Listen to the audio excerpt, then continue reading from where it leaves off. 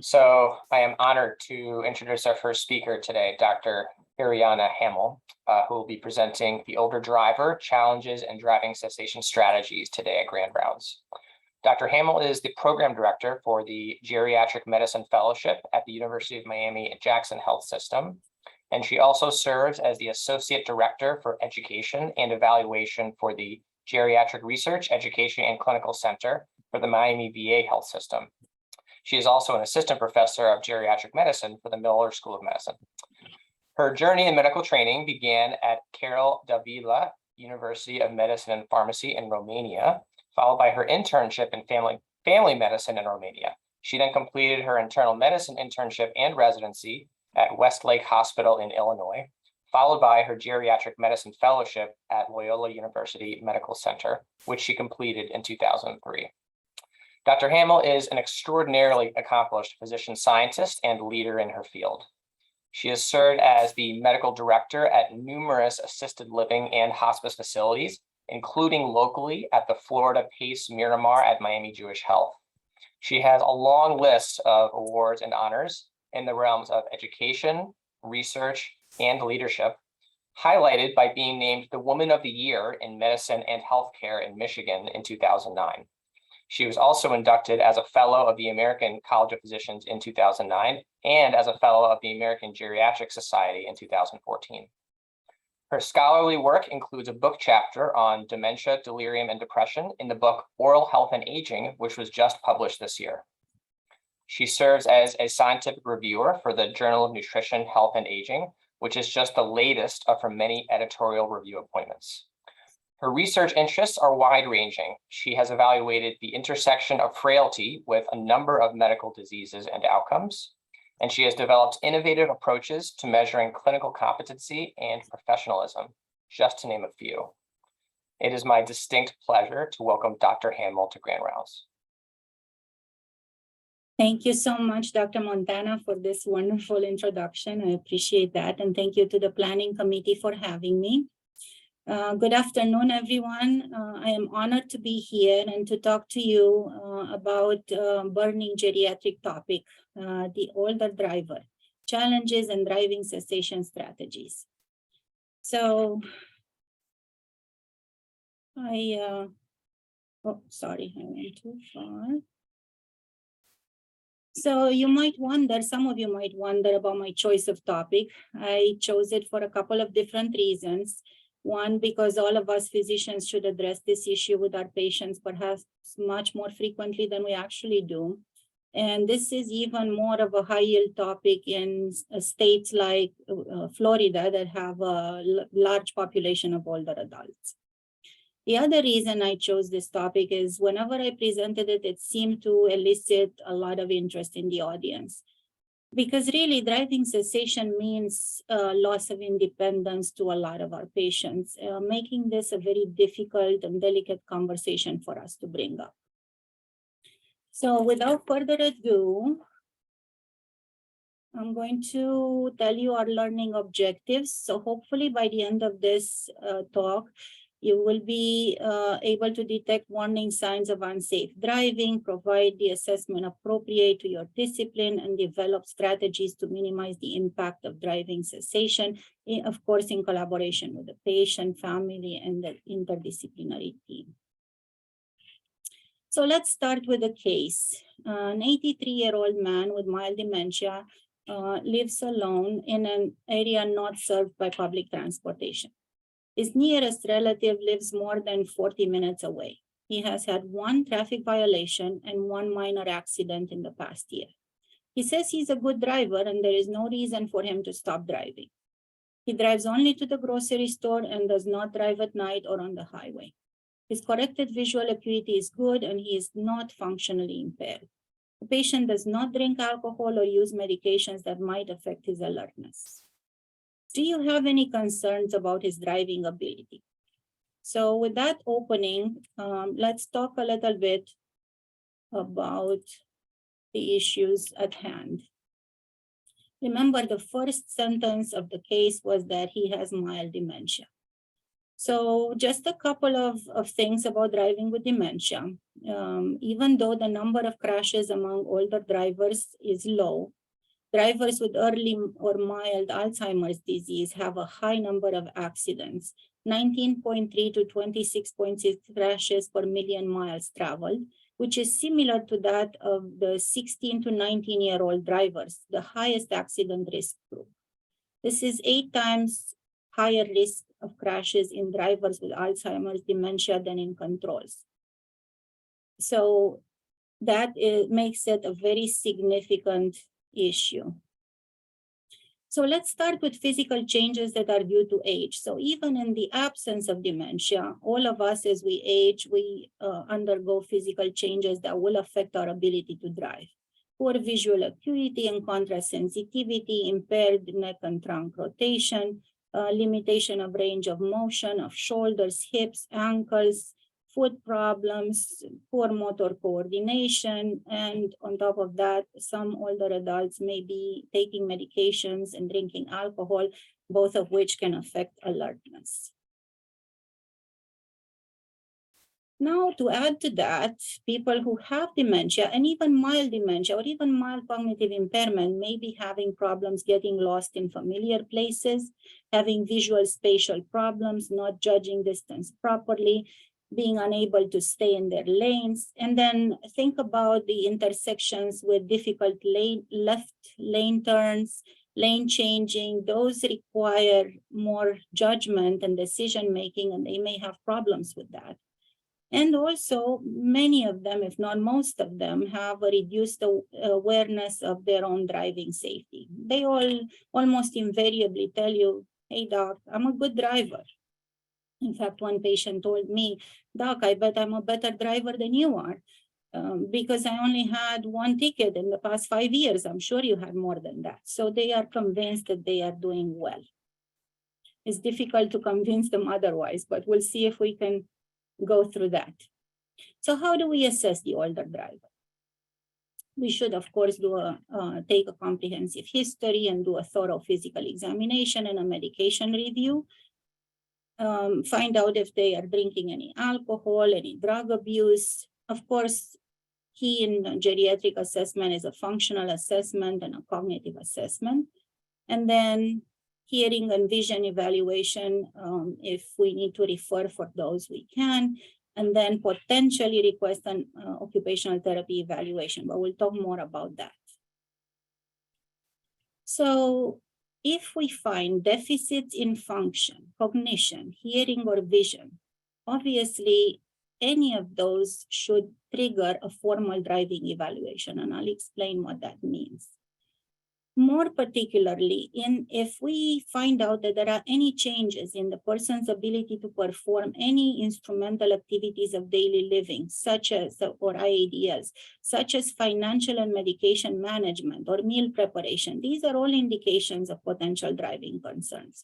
So if you're unable to prepare your meal anymore, or you're having trouble managing your medication, you're probably having trouble driving too. Changes that may occur in self-care performance also should be cues that family members could bring to you, and you should worry that cognitive changes are occurring and signal the need for further evaluation.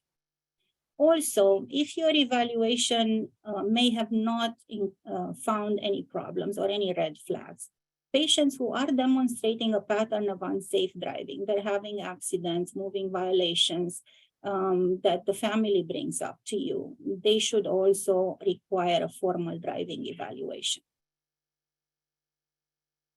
Any report from a family member of a concern while driving with their loved one, or a moving violation or accident that took place, should trigger a medical evaluation for impairments that may interfere with safe driving. We need to offer family members screening tools. In fact, I used to have in my office all the time tools, sort of forms or websites that they could refer to and help them screen and identify potential issues with their loved ones. I gave you here a couple of examples of things you could refer them to. There is a website called Driving 65 Plus, where they could do a self-assessment or help their loved one do a self-assessment. And then I'm going to show you on the next slide another tool, Warning Signs of Unsafe Driving from the Hartford Foundation. So this is a busy slide, so I don't expect you to read, and I don't want to read it to you. But the idea is you could hand this to and I had these handouts in my office, to the family members, so they could ride along and look at things they might be observing with their loved ones driving. They might observe some decreased confidence, some riding the brakes, having trouble with taking left turns, as I mentioned, hitting curbs, perhaps even if they don't live with their loved one, seeing scrapes or dents on the car, on the mailbox, on the garage door, failure to notice traffic signs when they're driving along. Bad judgment in changing lanes, moving in the wrong lane, confusion. There's so many different things that perhaps isolated, like maybe observing one or two may not mean very much, but you're looking for patterns, and that's what you're going to tell them.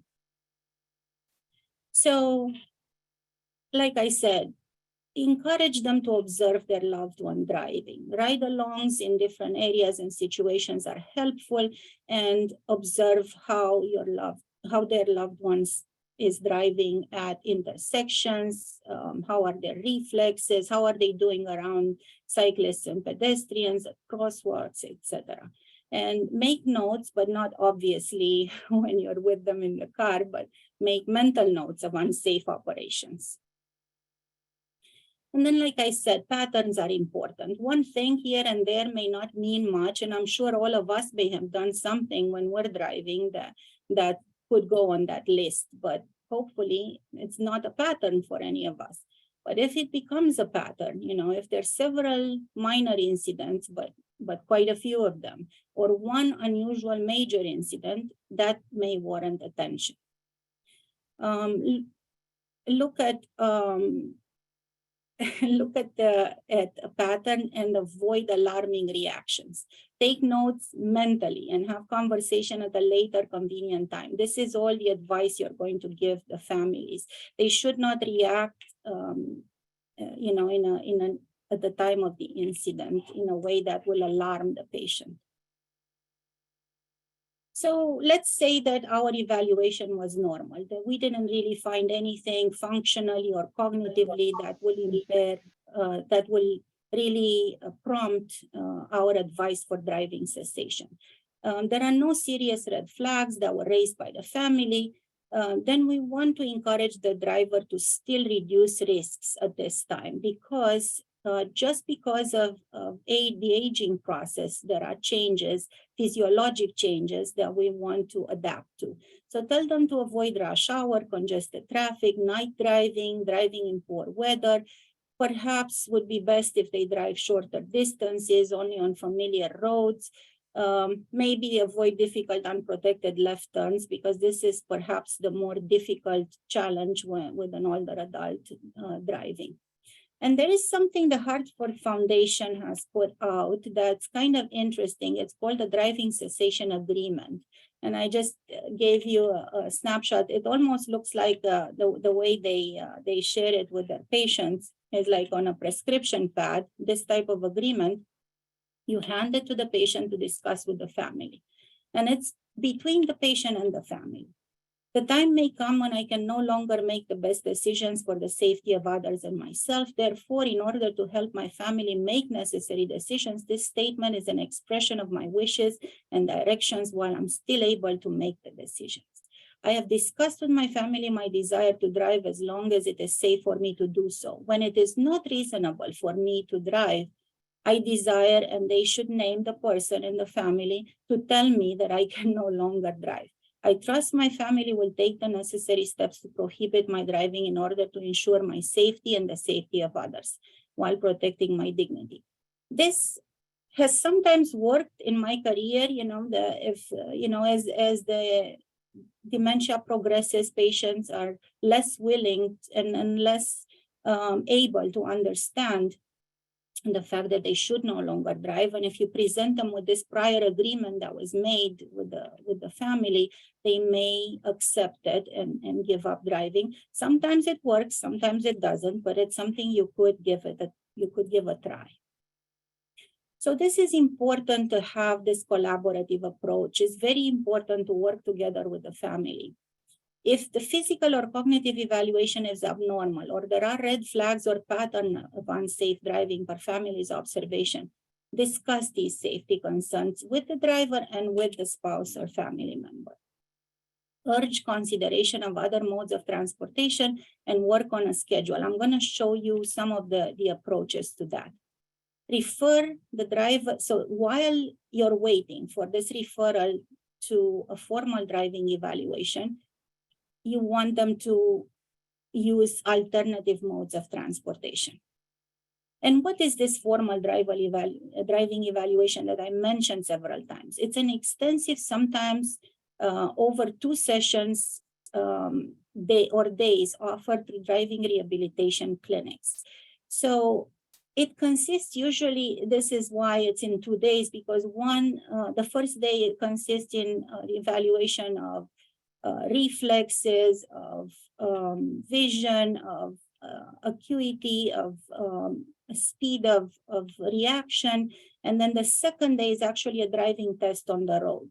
In fact, I will share with you that I took this evaluation a long time ago when I was a fellow in Chicago in Loyola, geriatric fellow. I wanted to see what my patients were going through. And I can tell you it is quite comprehensive and difficult to pass should you be a patient with dementia. It was actually not easy for me to pass, and I was a young driver and relatively young driver. So I feel like it would be very hard for someone with dementia to pass this with flying colors.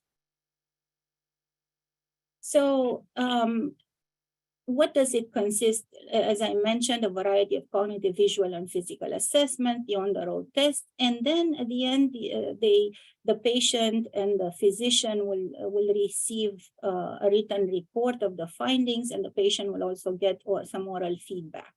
Occupational therapy may identify deficits that are amenable to vehicle modification or rehabilitation so that the older adult can continue to drive safely.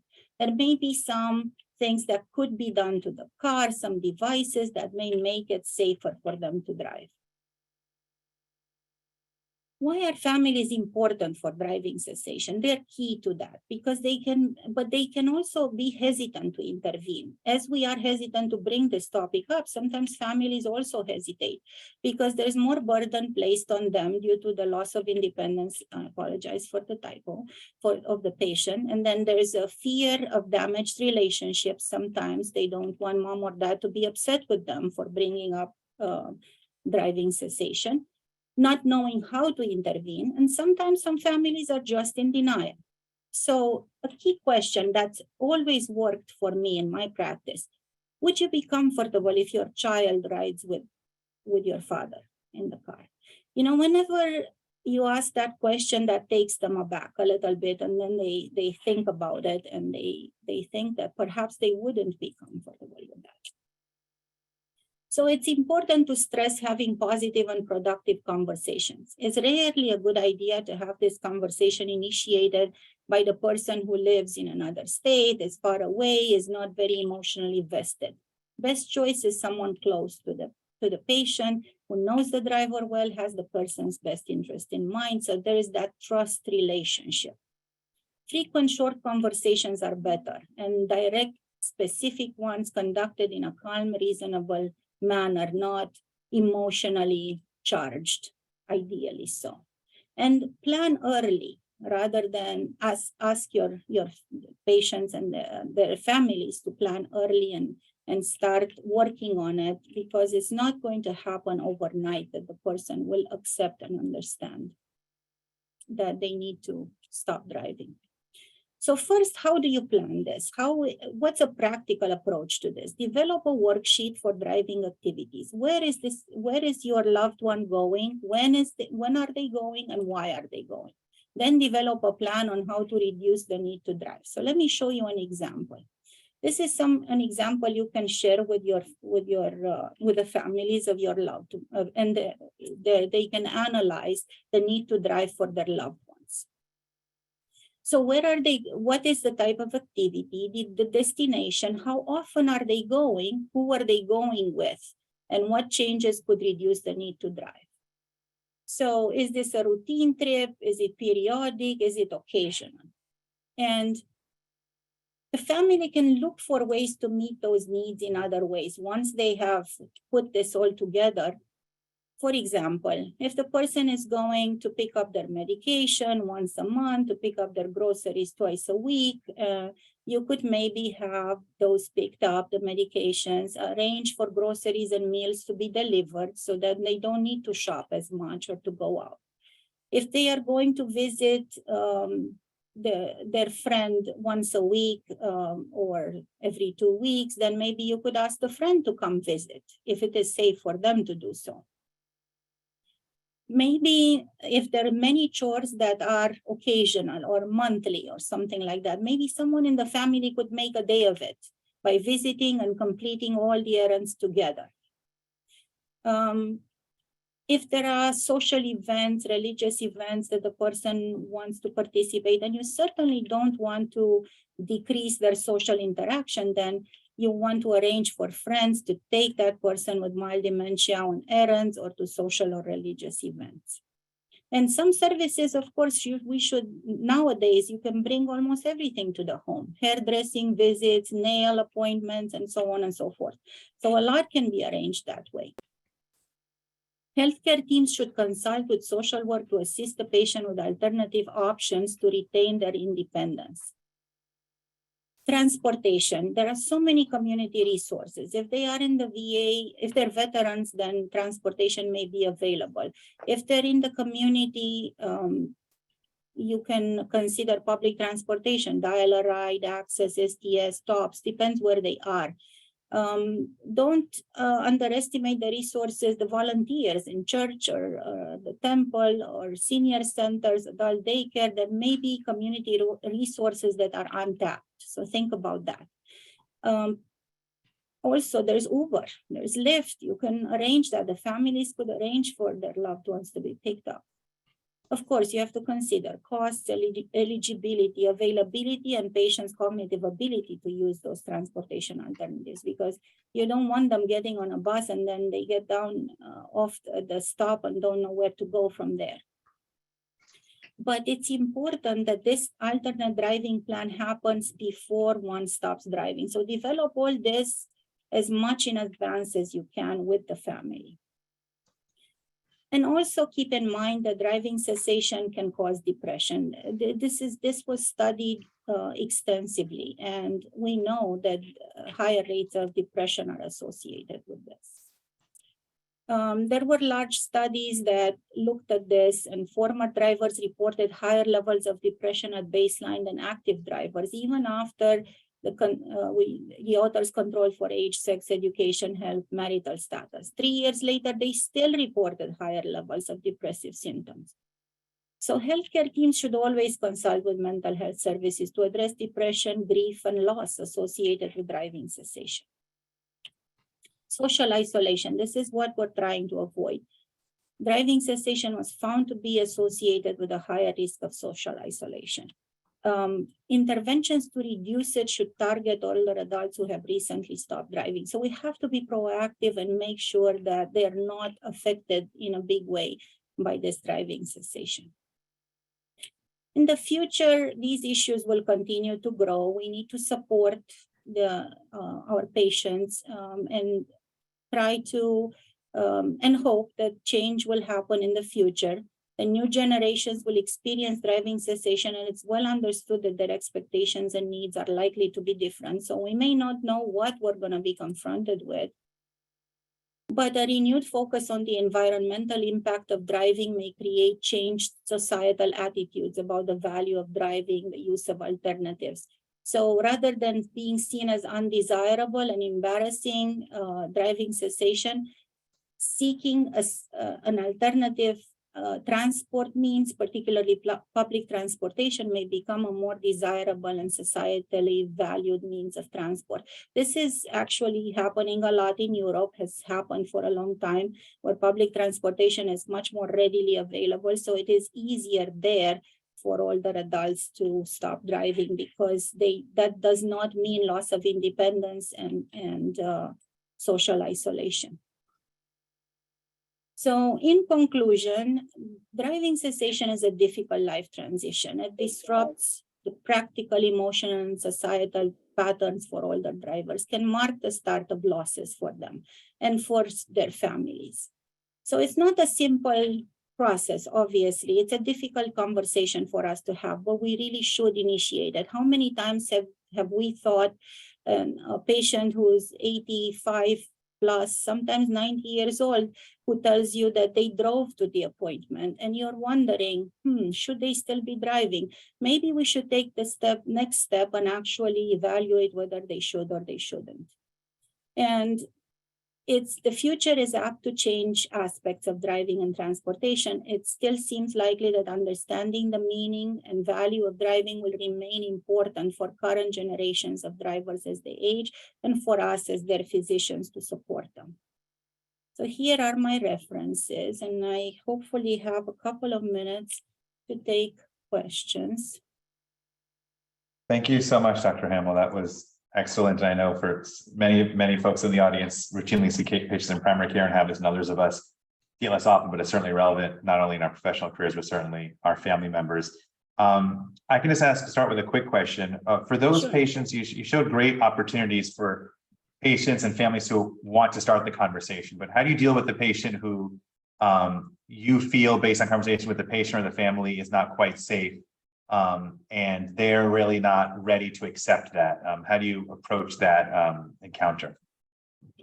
Well, sometimes it's not a one-time conversation. It may be hard. In the beginning, there's denial, and there could be denial on the side of the family or on the patient, or both. So we have to keep pressing the issue. Of course, depending on the state that we practice in, there may be need for reporting. And that's another thing that should be, and I'm glad you brought this up, for the patients who are veterans, for example, being a federal facility, VA hospitals are not allowed to report their patients at all to the state. However, outside of the VA, depending on the state that everyone practices in, you may be required to report if you feel it is unsafe. So in Florida, it is encouraged, but not required. So outside of the VA, and of course prohibited within the VA. But that may be another thing, that everyone should be familiar with the laws of their state. As far as continuing to push that conversation and stating your concern, generally it works. Even if they are in denial, they may agree to a formal driving evaluation. Because you will say, well, okay, so you think you're a safe driver, but how about you take this evaluation, and if they agree with you that you are indeed a safe driver, I will drop the issue and never bring it up again. Sometimes it works. I mean, you could try that approach, and then they're so convinced that they will pass that they are willing to prove it to you. Sometimes it doesn't, and you have to keep pushing the conversation. Thank you. Sorry for such a long-winded answer. No, that was great. That was great. So we'll, for the sake of time, I'll move back on to Dr. Montana, and he can introduce the second speaker. Thank you very much, Dr. Hammel. Thank you for having me. Perfect. Thank you so much, Dr. Hammel. So I'm now pleased to introduce our second grand round speaker, Dr. Shweta Anjan, who will be presenting an approach to diagnosis and management of invasive aspergillosis. Dr. Anjan serves as the Associate Program Director for the Transplant Infectious Disease Fellowship, as well as being an Assistant Professor of Clinical Medicine in the Department of Infectious Disease at the Miller School of Medicine. And she has a busy clinical practice with appointments at the University of Miami Hospital, Jackson Memorial Hospital, Sylvester Cancer Center, and the Miami Transplant Institute. She attended medical school at Kasturba Medical College in Manipal, India, then completed her residency training at the University of Pittsburgh Medical Center. She first came to the University of Miami for fellowship in infectious disease, followed by an advanced fellowship in transplant infectious disease. Fortunately, she has not left us since completing her training in 2018. I say fortunately in part because Dr. Anjan has rapidly become a national leader in the field of transplant infectious disease. She remarkably has nearly 40 peer-reviewed manuscripts in the past 5 years, with her most recent research interest centering on COVID-19 infection, vaccination, and therapeutic strategies in solid organ transplant recipients. Many of you will recall her superb Department of Medicine Grand Rounds presentation on this very topic in December of 2020. In particular, Dr. Anjan was the principal investigator for 2 randomized controlled trials evaluating the efficacy and safety of human coronavirus immune plasma compared to SARS-CoV-2 non-immune plasma. She is also currently an investigator in the ongoing multi-center study of HIV-positive deceased donor organ transplants for HIV-positive recipients.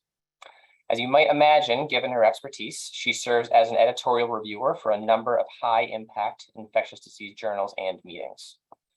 In the education realm, Dr. Anjan was recognized by the University of Miami Infectious Disease Fellows with their Faculty Appreciation Award in 2021 for her superb teaching and mentorship. In the realm of service, Dr. Anjan was a coordinator of Heroes Helping Heroes, which is the group that spearheaded the convalescent plasma program for COVID-19 at the University of Miami Health System. And she was given special recognition by the Miami-Dade County Board of Commissioners for those efforts. It is such an honor to welcome Dr. Anjan back to Grand Rounds today. Hi, Paul. Thank you for the very kind introduction there. And thank you for having me. Let me share my slides. Okay, so I will be going over the approach to diagnosis and management of invasive aspergillosis, mostly from the perspective of a transplant ID physician. I have no disclosures. So at the end of this, hopefully, we will be able to identify risk factors for invasive aspergillosis. I will review some of the common antifungal agents, their indications, and drug-drug interactions. And I also want to acknowledge the impact of climate change on infectious diseases before we end. So the reason for consult on a normal day in infectious disease, cough and shortness of breath. So we have a 49-year-old male who presented 5 months after his second deceased donor kidney transplant with cough, shortness of breath, and fever for 3 weeks. He told us that his son had recently tested positive for influenza A. The medications he was on were tacrolimus, Celset, and Bactrim prophylaxis. He was born in Guatemala. He traveled to California and Nicaragua, lived at home with his wife and son, had a pet dog, and he worked as a carpenter prior to transplant. His CT chest on admission showed multiple new cavity nodules and mass-like opacities in the right upper and lower lobe with some air bronchograms, and also right-sided pneumothorax. 2 weeks later, while this patient was still in the hospital, he had a change in mental status and had a CT brain done at that time that shows a well-circumscribed brain abscess.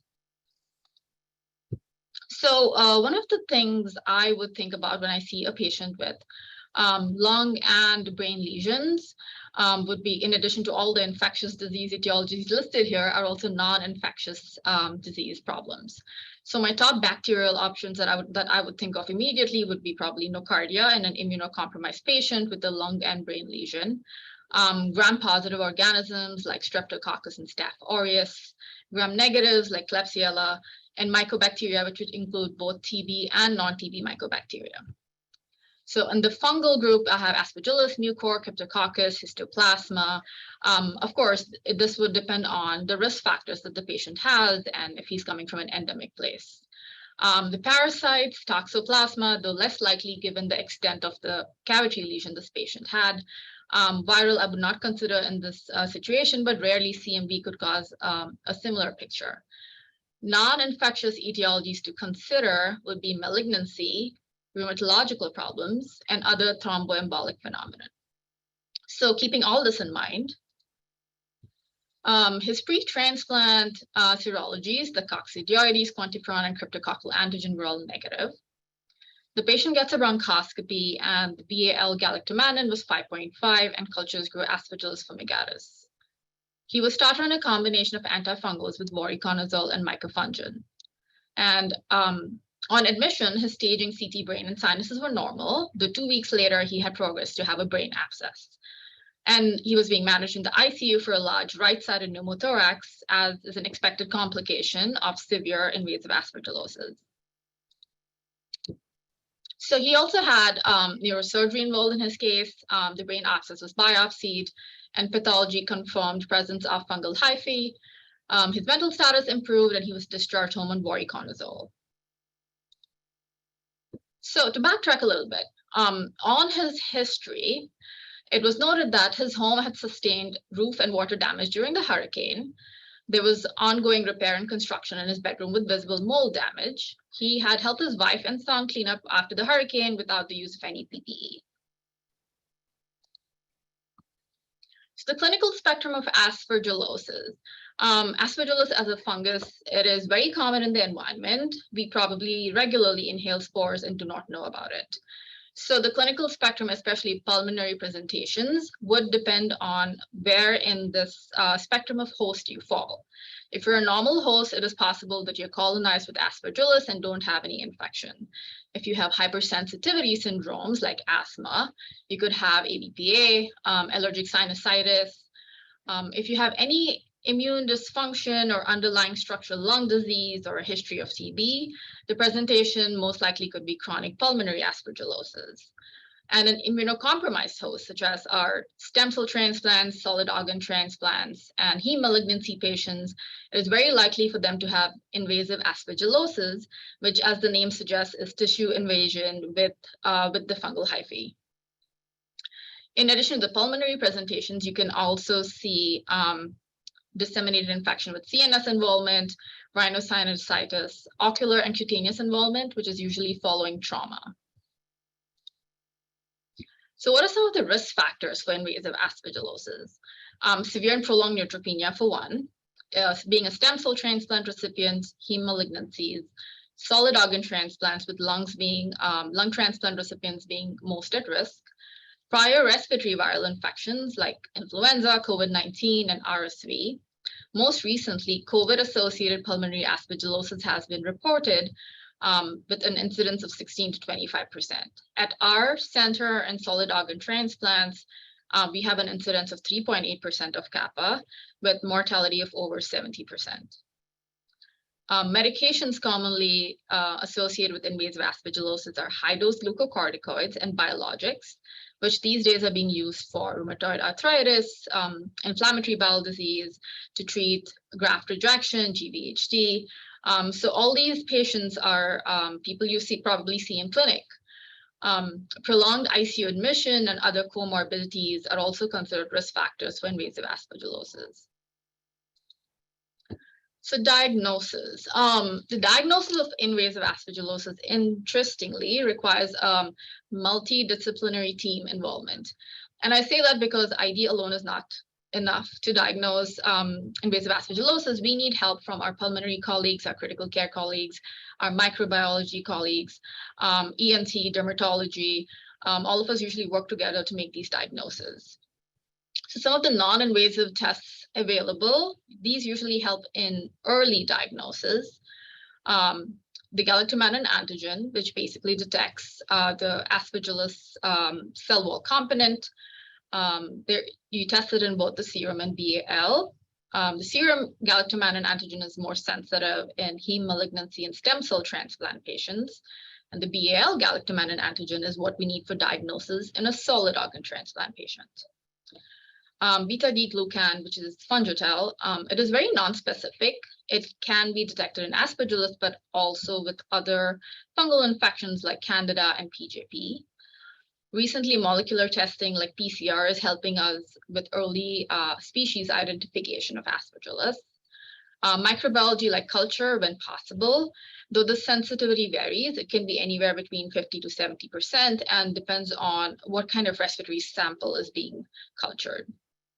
Invasive testing, as the name suggests, involves a procedure, usually a biopsy from our derm colleagues or ENT to go and obtain tissue from the sinuses, or bronchoscopy and biopsy. Early histopathology, usually what we look for is narrow septated hyphae with acute angle branching, can help us or point us in the direction of what to start empirically. Imaging to consider would be a CT chest non-contrast, CT brain and CT sinuses for staging of the disease and to see if the patient has disseminated infection. So typically, this is the textbook description of a CT with pulmonary aspergillosis. On the top picture, you have the halo sign, and below you have the air cushion sign. But this is not always the case. Sometimes our patients have more subtle changes, like new pulmonary nodules or ground glass opacities or a pleural effusion. So just because the changes are slightly more subtle, it does not mean you don't consider invasive aspergillosis. So when to treat, the most fun question, I think. If a patient just grows Aspergillus fumigatus and culture, would you treat it? I would say it depends. You also need to consider the whole picture, the host, who this person who has a positive culture, and what other testing do we have. So in proven aspergillosis, when we have the perfect host symptoms and detection of the pathogen on histopathology or cultures from a sterile site, you can start specific therapy. And probable, where you have clinical symptoms, radiographic findings, and a positive fungal biomarker, you can start preemptively, even though you may not have a positive culture or know exactly which aspergillus you're targeting. Possible cases are where you have symptoms and infiltrates, but you may or may not have a positive fungal biomarker. But by ruling out every other possible etiology and with high suspicion, you can start empiric therapy. And then you have those at risk for invasive aspergillosis, such as your leukemic patients on treatment, the stem cell transplant patient, or a lung transplant patient who's colonized with aspergillus in the sputum, or a liver transplant patient who is at high risk. Them you can consider for an antifungal prophylaxis. So management of invasive aspergillosis. This is just an overview, and I'll be going over it again. So it's a multi-pronged approach. You cannot just use antifungal therapy. You need to work on decreasing immunosuppression, reversing neutropenia, antifungal therapy, and in certain cases, surgical debridement.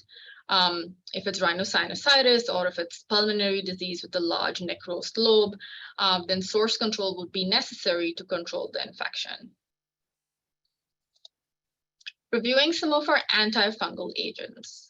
So there are three options, essentially three classes of antifungals that we can use to treat invasive aspergillosis. The first class is triazoles, which includes voriconazole, isavuconazole, and posaconazole. And then the polyenes, which is where amphotericin comes in. So voriconazole is the drug of choice for the treatment of aspergillosis. It does come with a whole bunch of adverse effects that you need to recognize, like hepatotoxicity.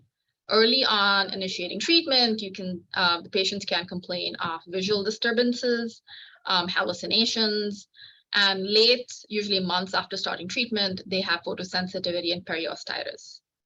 One of the key things to consider even in monitoring is the fact that it can cause QTc prolongation, which is why when these patients are on any of the triazoles, we monitor liver function tests and get an EKG just to make sure they don't have arrhythmias on discharge from the hospital. Isavuconazole, which is a relatively newer antifungal, is also a first-line alternative to voriconazole, especially in patients who have a lot of adverse effects with voriconazole. It supposedly does have a QTc shortening effect, so it may be friendly in patients who have a lot of cardiac history. Posaconazole, which is not routinely given, can be used if the first two options are not available for some reason. And liposomal amphotericin is also not routinely used to treat invasive aspergillosis, except in cases that you think we need it for refractory disease, salvage therapy, or you're suspecting drug resistance. So when do you check levels of these medications, especially all the triazoles? On initiating therapy, usually 5 to 7 days later, to make sure we have a good drug concentration and that our medications are properly working. To evaluate for drug interactions, if you change the dose at any point during therapy, if patients have elevated LFTs, or if there's sudden clinical deterioration in the patient's condition. So these are just images of what chronic voriconazole toxicity could look like, the phototoxicity, as you can see in pictures A and B, and how it is reversible on stopping therapy. Similarly, periostitis, which is usually seen 6 months or more after starting voriconazole, sometimes can be earlier. Patients present with bone pain, like the small joints of their hands and feet. This is also reversible on usually after stopping therapy about 1 to 2 months later. So our two drug options for invasive aspergillosis, voriconazole and isavuconazole, both of them are first line. In this large study, it was found that isavuconazole was non-inferior to voriconazole and in fact better tolerated with fewer side effects. So this, this makes me happy, but you should also remember there are a lot of case reports now emerging, and I believe my colleagues at Sylvester are also looking into isavuconazole treatment failure in some heme malignancy patients and stem cell transplant patients. So, if your patient's on isavuconazole, which is an alternative, remember that this is still possible. So some of the important drug interactions to consider, I would focus on the column to the left. So the triazoles are metabolized in the liver. They inhibit the cytochrome P450 system and cytochrome 3A4 specifically. So when they do that, they inhibit metabolism of all these medications on the left-hand side of the table, resulting in toxic accumulation and adverse effects. So be wary when your patient's on amiodarone, digoxin, or calcium channel blockers, because they can have prolonged QT and life-threatening arrhythmias. If they're on chemotherapeutic agents like cyclophosphamide and vincristine, if they're on statins, especially simvastatin, lovastatin, atorvastatin, they are at risk for rhabdomyolysis. You can switch them to a different statin like rosuvastatin, and they may not have as much as an interaction. Anticoagulants like warfarin, apixaban, and rivaroxaban. Azoles cause accumulation and a very high PT-INR, increasing chances of bleeding in patients on anticoagulants. And in our immunosuppressed patients, triazoles cause increase in calcineurin inhibitor levels up to 10-fold, especially of tacrolimus and cyclosporin. So this toxicity itself can affect kidneys and other grafts. So usually at the time of starting antifungal therapy, the doses of tacrolimus and other immunosuppressants is usually decreased by 50 to 60%. So combination therapy, do you think more is better? Considering Aspergillosis is a fungus and it can cause, life-threatening events, severe disease is difficult to treat. So should we use more than one treatment? So routinely, combination therapy is not recommended. Of the 3 randomized studies that were done, the last one in 2015, all of them were done in heme malignancy patients and stem cell transplant patients. There was no difference in 6-week mortality. But you can consider echinocandins, which is micafungin, and voriconazole or any other triazole treatment as primary therapy if you're considering severe disease, if it is salvage therapy, or there's concern for drug resistance. So what else do we have in addition to antifungals? I would say recently statins, apparently. So there's a large study from a transplant center in Toronto that studied statin use in lung transplant recipients. It included 785 lung transplant patients, and only 7% developed invasive aspergillosis in the first year post-transplant. About 68% of these patients were on atorvastatin. And the conclusion was that the use of statin for at least 2 weeks in the first year post-transplant was associated with a 70% risk reduction of invasive aspergillosis. And the thesis is that statins inhibit cholesterol synthesis in humans, but they also inhibit ergosterol synthesis, which is a fungal cell wall component. So maybe that is how it is protective of, in these patients, to the development of invasive fungal disease. Another fun question we usually get as ID physicians is my patient not responding to antifungal therapy? If this is a consideration, I would say step back and consider the following. Like source control, have we done enough to excise dead tissue? Does the patient need another washout? Mixed infection. It is very common for our immunosuppressed patients to have more than one infection at the same time. So even though we have a diagnosis of aspergillosis, look for other bacterial, fungal, viral infections. Consider drug resistance. Certain species like Aspergillus scaleostis, lentulus, can be resistant to triazoles, amphotericin, and multiple antifungal agents. In these cases, requesting for antifungal susceptibility can be very useful, so we can have guided treatment for our patients. Inadequate drug concentration due to drug-drug interactions. As you can see, triazoles are notorious for all their drug interactions. And there are certain medications that can that cause increased metabolism of triazoles. So that has to be kept in mind as well. Wrong diagnosis, like a false positive Aspergillus galactomannan, can also send you in the wrong direction.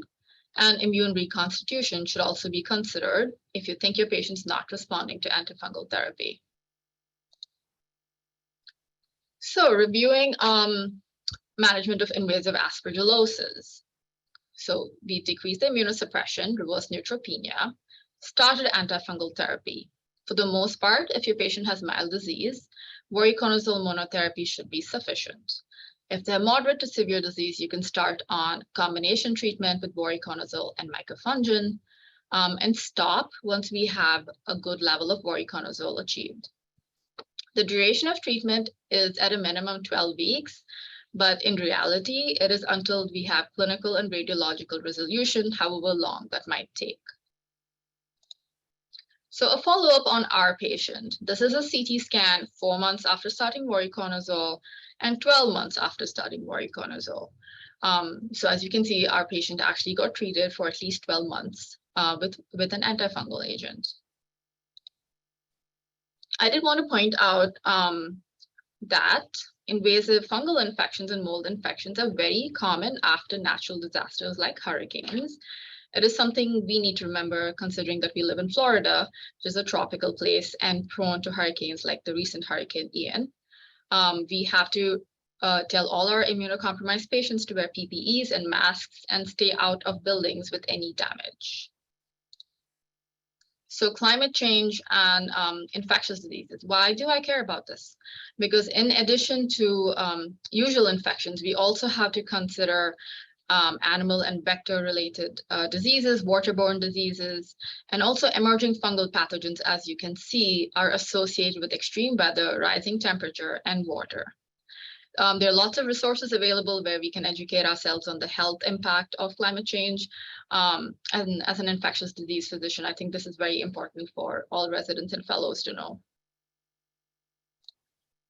So since we have a few minutes, I'd like to go over some what's cooking in the future of antifungals.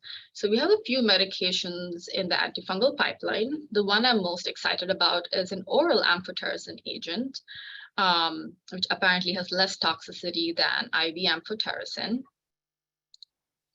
And the future also involves genetically modified T cells or CAR T cells that can target Aspergillus fumigatus for treatment, and vaccines against Aspergillus fumigatus, which are both in preclinical studies right now. So in summary, invasive aspergillosis is associated with high mortality and graft loss in transplant patients. Natural disasters and climate change create environmental factors that predispose our patients to getting fungal infections. The CDC recommends that all immunocompromised patients stay out of buildings with water damage or mold contamination and do not participate in cleanup efforts. Voriconazole is the drug of choice, and in certain situations like moderate to severe disease, consider combination therapy. Significant drug-drug interactions, as I noted, especially QTC prolongation, hepatotoxicity, and increased PT-INR with warfarin. You have to remember those because your patients could have life-threatening complications outside of the hospital. And remember to consult infectious disease early. I think we have a few minutes for questions. Yeah, thank you so much, Dr. Anjan.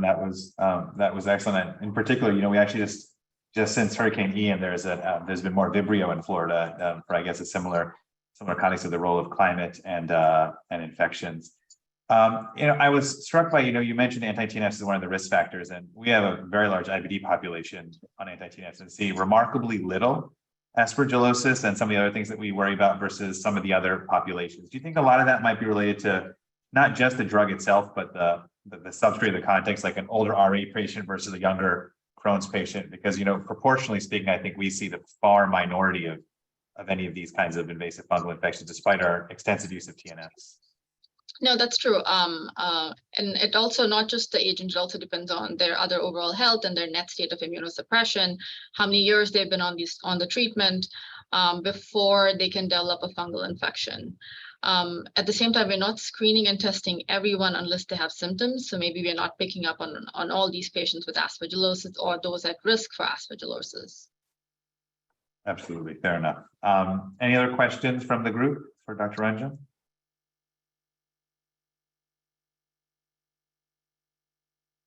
I guess your presentation was way too clear for any questions. Well, I would like to tell you something, guys. First of all, Shweta, that was an amazing lecture. Congratulations. I would like to emphasize the importance of calling ID, especially with these challenging cases of aspergillosis. Like, for example, I'm following a patient with refractory aspergillosis in my clinic. And for that patient, we had to start the patient on triple antifungal therapy, including terbinafine. So terbinafine is another antifungal that sometimes can be used for some species of aspergillus. So again, it's super important to call us. But again, Shweta, congratulations. It was amazing. Thank you, Dr. Simpkins. Yes, I think call ID early should have been my first slide. Great. Well, we are up on the hour, so thank you everyone for attending, and we'll see you next week. Thanks so much to the speakers.